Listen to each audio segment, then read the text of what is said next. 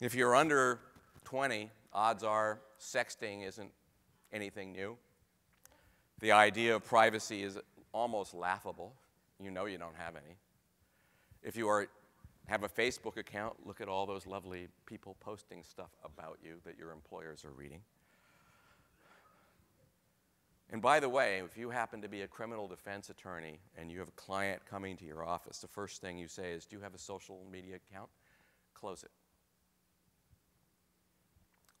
Every day, 80 terabytes of information arrives at the National Security Agency outside of Washington, D.C. What they do with it, I don't know. And how much of that is about foreigners, I don't know. But for those of us who grew up believing that what we are, the sanctity of ourselves, the sanctity of our own reality, is something precious, something that we have a right to. The fact that we have laws, congressional hearings, decrepit congressmen and legislators, people in parliament, wandering around trying to protect that which is impossible to protect, with laws that are so old that they probably should have been presented to you in chiseled stone. We're in a different world. We don't like it. People are saying, hey, but I need that metadata in order to make my marketing work, my advertising linking with my basic. I mean, I can't live without that. How do I sell my content if I don't have metadata? I even sell the metadata. How do I get advertisers if I don't know who's watching my stuff? How do I, if you are in the middle of a transaction online and you interrupt that transaction, say, you know what? I really didn't need that electric white suit eraser. I really didn't need it. Okay, I stop. There are processes out there that will know that you stopped and track you. Don't worry about the fact that if you happen to have a Gmail account, every word you type goes through their little dictionary, and you will start finding things showing up on your advertising pages when you go to various Google sites that just happen to be linked to the kind of things you may be emailing about. You know, cookies wind up on your computer that tell people everything about you all the time. If Bill Gates were willing not to use Bing and were to go on Google, and he were to type in the word cookie, and if Rachel Ray were to go on the computer next door, but it's her computer, it's her dedicated computer, and type in the word cookie, and they hit search on Google, guess what? They get two completely unrelated answers. One talks about technology, and the other one talks about baking. Feel good about that? There's nothing you can do about it. Well, there is something you can do, but you may not want to live there. Add the GPS kicker to your cell phone. Everywhere you go, everything you do, once it's electronically imprinted in the ether, it can never be removed. Oh, no, I erase my computer all the time. Yeah, right. So now we're looking at what is it in the motion picture business that does work. Well, we have something called event marketing. And what people have come to the realization is, whoever your audience is, your movie has to be an event for that audience, or at least for the peer leaders of that audience. It isn't like, okay, let's go to the movies, what's playing?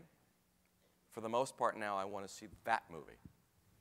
Occasionally, someone will go to the movie theater, it'll be overflowing, and they'll see another movie that was sort of on the horizon. We're also watching the advent of 3D. Everything is 3D. Boy, just what I want to see is, a slasher film in 3D. Make me eat a big raw steak. But 3D, is it going to last?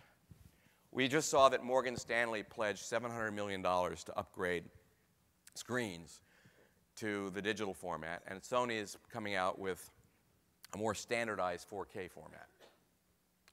4K is a vastly better image, obviously, than the 2K that's available in a lot of theaters. But you're going to start seeing that huge, huge, huge digital 3D wave. Will it fade? Will people stop doing it? How many people have seen Avatar? When you were sitting in the theater, you see it in 3D or on a big screen? You did. When you were sitting in that theater, did you get a feeling something was changing? Get a feeling that the world wasn't quite going to be the same? I did. That movie was filmed on a stage, excuse me, I'm a little cold here, about half the size of this room, motion capture stage. All the imagery you saw was digital imagery. Remember the water? Think about water. Think about, you should never get a cold. Think about looking through water, seeing shapes change. Thinking about the surface of the water reflecting light. Thinking about the water that creates little caps and waves. Think about how complicated that is. And I know people came up to me and said, boy, where did they film that? Huh?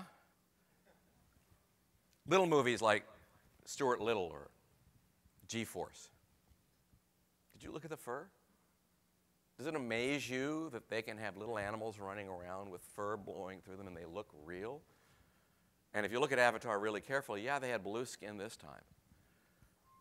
But I know a lot of directors that love the concept of replacing actors in their entirety with animated substitutes. I see you've met them. We're also looking at battles because you have these giant legacy structures, huge studios, multi-billion-dollar conglomerates. And they're busy lobbying. It's funny, when our Congress decides it has an issue that it wants to deal with, they have all these business leaders step up. They don't talk to the kids who do the mashups. They don't talk to the young directors coming out of the various communication schools or the high school dropouts who know more than the PhDs in comp sci from the highest grade universities. They talk to these business leaders. And business leaders basically say, here's what we want you to do. In simple words, we want you to change mass social behavior by statute. Okay?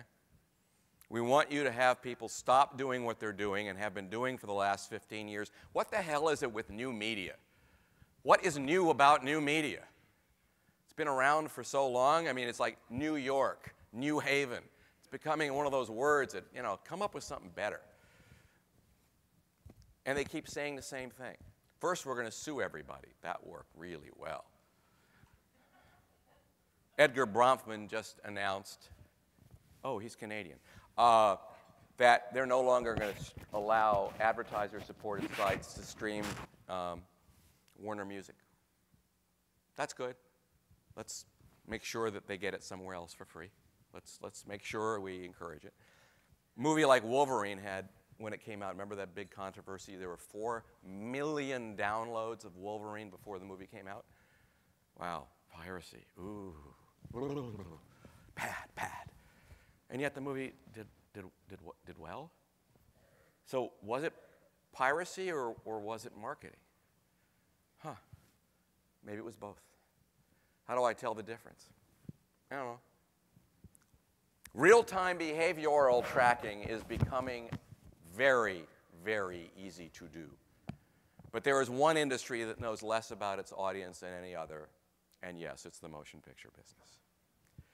In the 1950s, Disney tested storyboards with actors, and they played the movies out to see which movies people would like before they made them. There was zero correlation between the success of the movie and the success of the test. So we have this anomaly here that we can't pre-test our concepts because there's something magical that happens in that creative process. But we kind of want to test it anyway. Here's something that's going to make people crazy. You're all crazy because you're here and you're in this business. This is a first step. The DSM-5 that's coming out will absolutely put you as one of the great suffering people from which it can't be Vioxx anymore. So it'll be something else that will stop you from doing whatever it is you're doing. And I advise you take it and take lots of it. But we're looking at paradigm shifts that are so huge.